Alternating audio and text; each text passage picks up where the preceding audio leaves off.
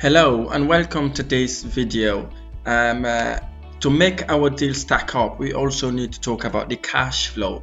The cash flow tells us whether the deal that we're looking for is profitable or not. As promised, I'm going to talk to you about how we calculate our cash flow. We need to make sure our cash flow is correct. Now let's assume in this calculation we're not taking into account any of the tax changes. We're assuming as how it was calculated in 2016-2017 financial year, so that we can make sense of how our deal is going to look like, whether it is profitable or not. So let's go through the calculation. Say for example, we've now acquired a property in Birmingham for 100,000, and we are now going to rent it out for 600. We've made our research, and we think we are able to rent this property out for 675.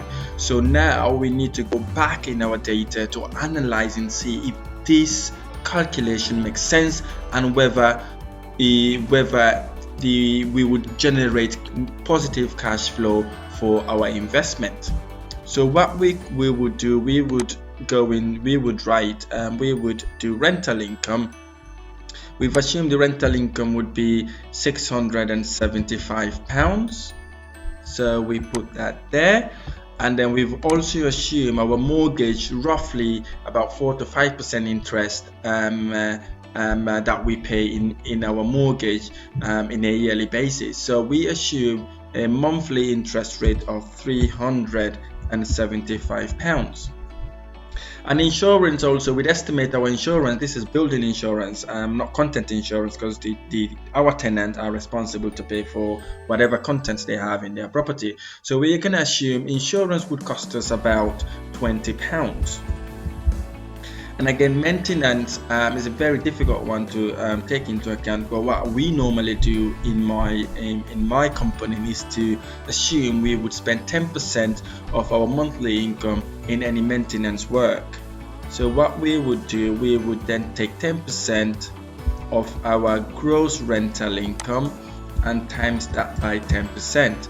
That gives us £67.50. So we're going to put that aside, assuming that we would be having maintenance work. It doesn't mean that you would actually incur this cost in this specific month, but it might be the third or fourth month you would have a bigger expense that actually would have included the amount we've estimated here. And roughly we also estimate our agency fees to be about 10% of our gross rental income. So again, we would do our gross rental income, we would times that by 10%. Again, that gives us £67.50. So what we would then do, we would add all our expenses, all these expenses, we add them all up, we have a total. We would add all the expenses up, and then that would give us a grand total of £730. £730 is what we've paid to either our mortgage broker, to the insurance company for maintenance, as well as our agency fees. Agency fees or management fees is what you pay to an estate agent to manage your property, collect the rent, deal with tenant issues, and any outstanding stuff that the tenant may require to be fulfilled. So what we then do to know whether we are in a positive or negative, we need to actually minus the £530 from our gross income. As you can see here, it tells us we are making £145 a month. Again, we're assuming this is going to be a positive cash flow. So if it hits this criteria, and again, it's a telltale sign to say if we buy this property, it would generate us a positive cash flow. right? It tells us we are making £145 a month. I further like to reanalyze just to make sure we're making profitable income, and then also I would like to analyze how much net income I would make throughout the year. And the way I analyze this, also I take a buffer into consideration. Instead of timesing my monthly net cash flow by 12 months, I will times my net cash flow by 11 months, assuming that my tenant may not be able to pay me the full rent for 12 months in a row. So again, I'm bringing that buffer in there to make sure our investments stack up. So what I will do 11 months here times net cash flow. So if we do that, it would be equals to 145, which is our monthly net cash flow by 11 months. So that gives us a whopping £1,595 a year. So this would be our net cash flow. However, my rules of thumb is my yearly cash flow should be more than my gross rental income.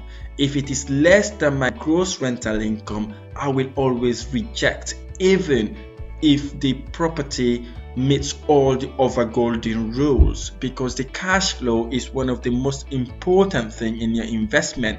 You do not want to be subsidizing your property. You want the property to be able to look after itself. Say for example, we had our rental income calculation wrong. After we bought nearly when we were about to buy the property, we went back again and did another research. We realized our rental income would be £550.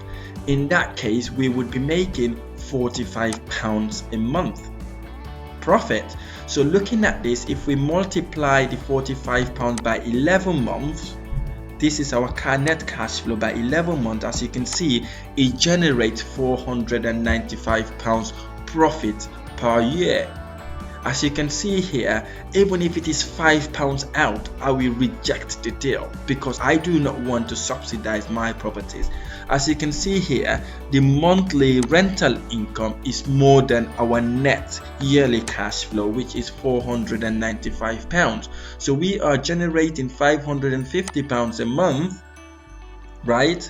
And if we multiply our net cash flow by 11 months, we are only making £495, which is less than our monthly rental income. In that case, I will reject the deal, even the deal hits all the other criteria, even if it passes all the other criteria, because the cash flow is very, very important for you, your investment, and your property itself, because the last thing you want is to using your savings to subsidize a property you've bought that could have actually been generating you income. So any total monthly income that is less than the actual 1 monthly income, we reject. The yearly income, the yearly net cash flow should be more than your monthly rental income.